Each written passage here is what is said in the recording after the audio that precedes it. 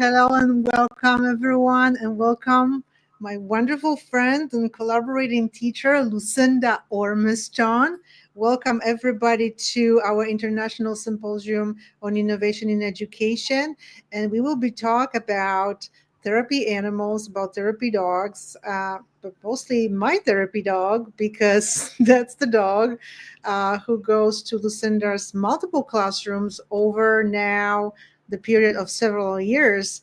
And the title of Lucinda's talk is Therapy Dog Teams Stepping into Becoming Teachers, Assistants to Ignite Children's Learning. And I have to tell you all that Lucinda is an experienced teacher. You worked with multiple grade levels and also not just teaching all subjects in the classroom, you were also teaching math groups with children who, well, struggle with math and they need good teachers too. And we worked with Carmel together and still working with Carmel. And you also co-wrote a book with me. And the book is titled Teachers and Therapy Dog Teams, Innovative Collaborations to Make a Difference for Children. And we co-presented our talks in this area. Welcome, everyone. I see some comments already. We are so grateful for those. Thank you so much. Welcome, Lucinda. It is just so amazing to have you here in this, I would say, chat. Thank you, Barbara. Yeah, it's great to be here. Thank you for inviting me. This is wonderful, and therapy is very exciting to me. And we have some wonderful guests here too, and I will be happy to share the comments from them. Just amazing. I think I see Lihia, who is an amazing teacher. I just interviewed her on my podcast, and I see Josephine. Josephine is a head of one of therapy organizations, actually. So happy to see you, Josephine. And I see a wonderful dog in her profile. It's just like so cool to when therapy dog teams display not pictures of themselves as people, but just their dogs. It's just so amazing. Lucinda, we've worked together, I don't know for how long. It's been several years. Yeah. And I think it's really important to talk about some most memorable moments, maybe first from our work together. The team of three, you, Carmel, me, and then there's, of course, children, before we talk about some tips, maybe for teachers, how to maybe try to engage teachers a little bit. Tips for therapy dog teams who sometimes would like to do something more with their dogs in the classroom, but they maybe not always know how to approach teachers with some more ideas. And I understand it's not very easy to do that. Mm-hmm. What are your most memorable moments from our work together with Carmel? Well, the biggest thing is I'm grateful for the day that I stepped out in the hall and saw you and Carmel walking down the hall. It was like, well, I wonder why they're there, because I'm an animal lover, and I'm grateful for that day because that's what started it all. I asked you what you were doing, and you said you were there visiting with Carmel, and I asked how I could get involved, and that's when it all started. So I'm grateful for that day. But the most memorable, there's been so many, but the most memorable, I believe, is I had a little boy in my class, and I'm sure you remember this. Yeah. He definitely would not speak. He was an introvert. I was trying to get him to come out of his shell, and you started coming in our classroom, and it brought him out of his shell. You were walking around the classroom, and I mean, I had tried everything to find out what he liked, to try to, connect with him. Yeah. And it was Carmel that connected and brought him out of his shell. You were walking around, and he listened to what you had said about, what you were going to be doing in the classroom, visiting and everything. And he reached down and he whispered into Carmel's ear that he knew that Carmel was listening to him and he was there for him. So that started it all with him. And then, we continued on with writing the books, and that was kind of something that we just kind of went with. I mean, you started Yes. talking about writing books, and then the kids decided they wanted to write books. How do we get to do this? And I just went with it with the class, with their writing. And another student in my class, who was a reluctant writer, didn't want to write at all. He ended up, because of Barbara and Carmel coming into the classroom, he ended up wanting to write several books at a time. I He know. was very excited. He wanted to write and write more and more and show Carmel his work, and it just blossomed from there. So, I mean, I'm very open in my classroom with Carmel and Barbara coming in, and we meet weekly and we talk about different ideas that we have and how exciting it is to get the kids involved and have, we're a team. We're a team. So that was one time that was really special to me that I'll never forget. Another time was I was teaching remedial math. Yeah. And I had a student that was terrified of animals. So, we just took it slow and everything. He wasn't really terrified. He just wasn't accustomed to being around dogs. Mm-hmm. So he didn't want to pet Carmel, didn't want to be near Carmel. And we did a lot of activities where, here's one example. We made these huge leaves. It was the fall time. It was during the fall. And I was trying to get him just to pet Carmel. I mean, Carmel's so lovable. Why not pet her? So I ended up in the school, and I had this empty classroom that I used, made these big leaves with some problems on it, like 3 + 4, like that. And I told him that we were going to go on a hunt for fall, and it was a blustery day. So we threw all the leaves up in the air that I had made, and around the perimeter of the classroom, I had the sums to all of these problems because the kids were really struggling with adding and subtracting. So they had to grab a leaf and try to find the sum or the difference, and they would run over, and Carmel had to approve it. And with Barbara and I, we kind of have this thing where Carmel will wag her tail or Yes. might nudge her nose on the leaf or whatever. And that totally brought this child out of his shell. He slowly started to pet Carmel, but he was excited to show Carmel that he had the correct answer. Yeah, it's so exciting, and I think actually it was one of the children's idea to have Carmel pick the leaves, something like that. Like they were so creative that they were like helping us in making this activity. Actually, it was just so amazing. It's just, it's your agency as a teacher, as you said. You are open in the classroom. You're open to new ideas, trying new things. And I'm thinking, like, why not to try new things with these poor kids who are struggling with math? And why not, right? What makes us think that we should not do it? We should be open then.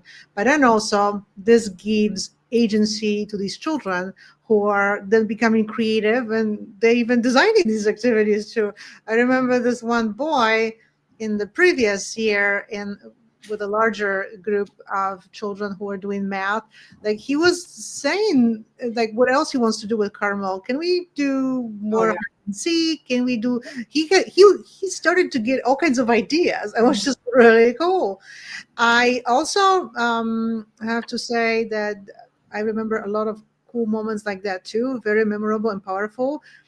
But also, our last one of our last activities with children in 5th grade, because then we transitioned to 5th grade. It's like, we don't know it's gonna work with 5th grade. Well, we'll see, right? Yeah, it worked though, didn't we?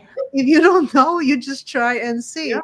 And I just remember, and I mentioned this to you, when after school, when I was still with Carmel hanging out, and one of the girls asked me if she could show her instrument, because they play after school, they belong to a band. orchestra, band, whatever you call it, and they had saxophones or flutes. So the girl who had a saxophone, she says, "Can I show my saxophone to Carmel?" And I was like, "Well, that's an interesting thing. Sure, you can." So she's opening her, whatever you call it, some kind of like a suitcase, like a briefcase for saxophone.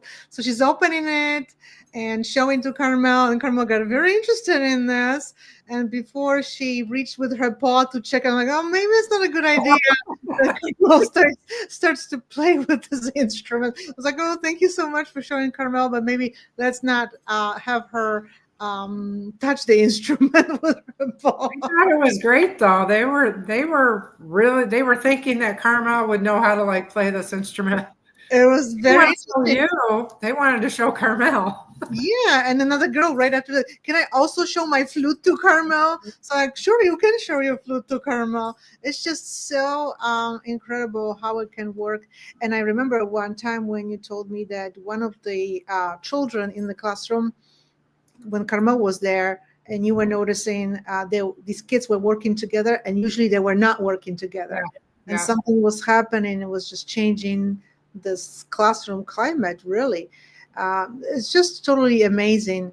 Maybe now slowly we can transition a little bit to talking about what we can advise as far as teachers who, because I get this sometimes, the question, um, how, from even therapy dog teams, um, how can I encourage, I don't know, the school principal, the concrete teachers, to do something more with my therapy dog? They don't always know what to do, how to do, and I know each situation is different. We're not going to have a generic. We might have just a generic tip, but any tip is good, and you can take it further. What would your advice be? I would say the biggest thing, if first of all, invite other teachers in to see what we're doing. That would be fantastic because I think they're a little scared to give up their classroom to be open, and just go with it on some things. Like you and I, we collaborate together and we come up with great ideas, but there's a lot of teachers out there that they don't want to give up their classroom. So I think it's the biggest thing is to let them know it's okay to have fun with it, Yeah. and perhaps invite teachers into your classroom to see exactly what you're doing. And Exactly. So basically, trying as a therapy dog team, maybe depending on how they enter the school, it usually starts with the principal, trying to find a teacher who would be kind of willing a little bit more to do some more creativity, and then how to expand it, somehow making it available to maybe see, observe others.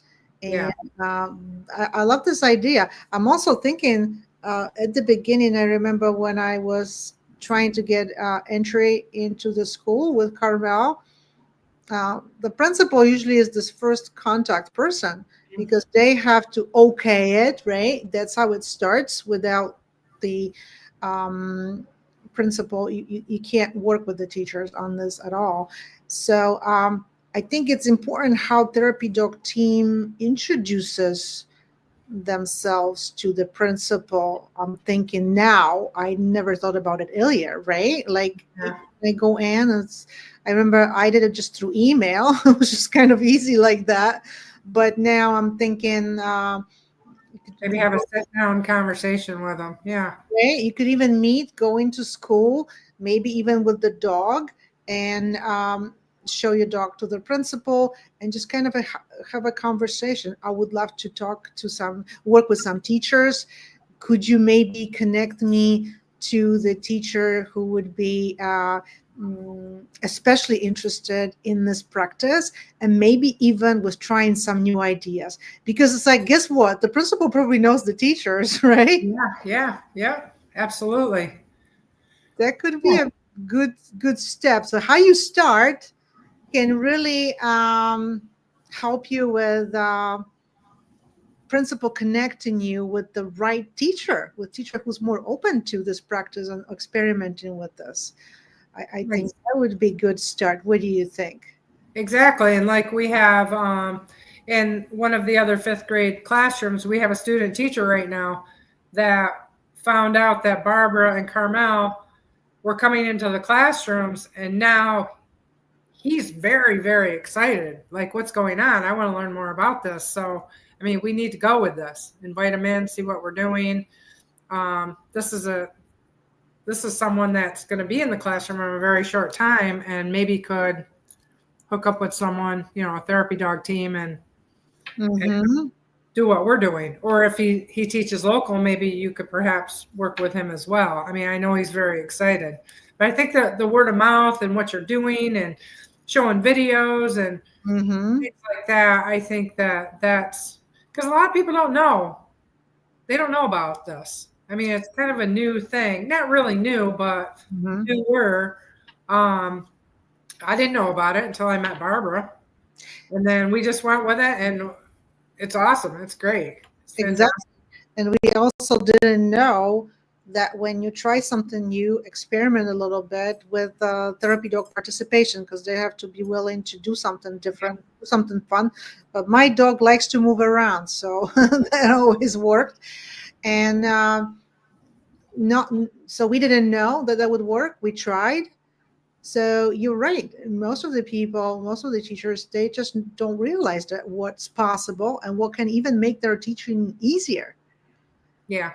They need to give up a little bit of, I mean, you have to have structure. Absolutely. You have to have structure, but you have to be able to be open a little bit about your teaching and be able to work with someone else. Totally. And we had some other guests from the therapy dogs area, and also the wonderful presenter we had from Finland, Johanna. They all talk about one thing.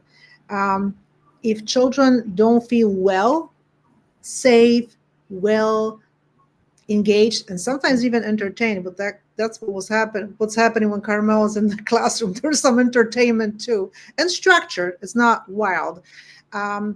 If you don't have this wellness in place, then the teaching is also not happening very well. So I think if teachers understood this a little bit more, that child's wellness, feeling good, is actually creating a situation when learning can take place. Maybe this understanding sometimes might be missing a little bit. For instance, with when I was teaching a different math group, remedial math, I had a student that had many behaviors in the classroom, but it seemed when he came to work with me and the small group that he was working with, and Barbara and Carmel would come in, there would be no problems. He just attached to Carmel. And he didn't have any behaviors in my class. He was a totally different child when Carmel and Barbara were in the classroom. And it was amazing. And it kind of made you really think about how important it is to have a therapy team in your classroom and what it does. That's piggybacking on what you were just talking about. You need to find other creative ways to help children that are having behavior problems. And I think with that child, we did find some ways. And he was one of the ones that was he was so excited. Instead of having any type of behavior problems, he was coming up with ideas. I know. We should try this. Maybe we should try this with Carmel. He was probably the most creative out of the whole bunch. It was amazing. And it really made me think, about how important therapy dogs are in the classroom. So that was a huge eye opener. We have a comment from Leah too, who says some of the kids said, I cannot have a pet because my parents do not want animals, do not want to have animals for whatever reason, but I love coming and see Papi, Lua, and Preto, our dogs. I've noticed that too, that some kids, when I'm in the classroom with Carmel, and it's not even, and sometimes it's in the classroom, sometimes it's even after the class is over, kids talk a lot about their pets with me, because when they see Carmel, they want to talk about their pets too. And my dog does this, and how about Carmel and that. But there will be also some children who don't have any pets, or have cats. They don't have dogs, and they're learning what it is like to interact with the dog, to have a dog. There are kids like that too. They don't. Some of them have no pets. Absolutely. And then we also had in fifth grade, because this year we had some cuts in our school, so this year I'm teaching fifth grade. But they wanted to know more. We were studying about the Aztecs and the Mayas and different areas like that, and they wanted to know if their animals that they had, their dogs, had anything to do with the Mayas or the Aztecs. So we went with it. Barbara and I went with it, and we're like, oh, okay, here we go. And Yeah. we researched. They researched. They found Barbara had come up with some wonderful, wonderful videos and about the history of dogs with the Mayas and the Aztecs. And then some of the kids researched their dogs, or if they didn't have a dog, they chose one to research to see if it had anything to do with what we were studying. And it was incredible, the amount of research and the reports that they came out with. And they read them in front of the class, and they were very excited to do it. And they showed pictures, and I also learned things from it. I know you did. You I did as well. totally learned a lot. Like, I didn't know hardly any of these things, I have to say. So we were all learning, and also learning from each other. So it was totally amazing, and how much you can learn when you bring the connection with therapy animals. And that's just a way of going with it. Like you're saying, trying something new. And it's interesting how we come up with new ideas. Just recently, we were talking about what we're going to do with science. Yep. We have some ideas. We have some ideas. Not everybody knows. Sometimes we go out together because we live not as far away from each other. So we go out, we have a coffee or something else, and the ideas are just like They flow, right? They but just the teacher and therapy dog team, they don't. We understand everybody's time is precious. At the beginning, we were not going out together. We connected on the phone, on the computer, or right after. You can collaborate with the teacher, between the teacher and therapy dog team, in any way that feels possible and makes sense. And it could be through text messages. There's all kinds of ways people can collaborate. It's just that we like to go out together. we laugh a lot. We We laugh. laugh a lot. Yeah, and we talk about children and their interactions with Carmel. Lihia says, I had a student who told me, now he is 25 years old, but he had the confidence to tell me that during some years his dog was his best company at home. And when he was depressed, his dog was a relief and joy for him. What an incredible testimonial. And thank you so much, Lihia, for sharing. That's wonderful. That's truly, I mean, kids, when they come from school, like my own child, I mean, she says hi to me, but the first person to go to and give a hug is often Carmel. Is often my therapy dog Carmel. It's something different about dogs. How you can connect with them. Yeah, like I recently lost my chocolate lab. She was Yeah, 15. Um, she was my buddy. Yeah, she yep, got her makeup every morning. She had her own makeup brush, everything. She had quite the personality. Uh, yep. yeah, so in time I'll get another one. I'll get another And dog and probably have a therapy dog. and it's not just for children, but for adults too. They cherish their pets, their animals, and that's just so amazing. But I mean, the benefits in schools are just incredible if it's done properly. If the animals also consider what they want to do, right? Every animal and every therapy animal is different. Some of them would be just happy to just like lay down and the kids reading to them. But Carmel likes to be a little nosy and walk around, as you know. And we have to tell everyone too that Carmel was known for she really likes anything like a stuffed animal. So we always make sure if children have their own stuffed animal in the classroom, we tell them protect your stuffed animals, otherwise Carmel will steal them. Yeah. She's very playful, too playful at times.